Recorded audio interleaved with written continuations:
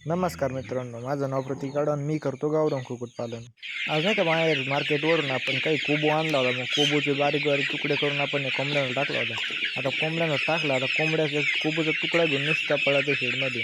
याने असं होतं की आपल्याला आपला अख्खा पक्षी कोणता आजारी आणि कोणता नाही हे सगळं कळून येतं. त्याच्यामुळं आपण नाही का अशा प्रकारे नाही का बाहेरचं पण भरपूर टाकत असतो आणि त्यांची हेल्थ पण चांगली आहे. त्याच्यामुळे आपल्याला बाहेरचं टाकावंच लागतं. एका दादाने कमेंट केली होती की आपण नाही का शेडमध्ये बांबू लावले पाहिजे.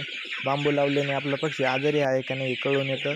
आपण बांबू का बरं लावत नाही का, आपण नाही का 2 महिन्यात आपलं शेड साफ करत असतो आणि साफ करता टायमिंगला ते बांबू नाही का नंतर लय अडचण देते. परत त्यांचा पण ताण वाढतो साफसफाई करायला. तसं त्याच्यामुळं आपण नाही का बांबू वगैरे तर लावतच नाही.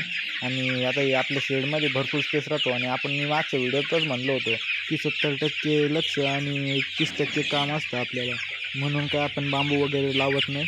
माहिती आवडल्यास व्हिडिओला लाईक आणि चॅनलला सबस्क्राईब करा. धन्यवाद.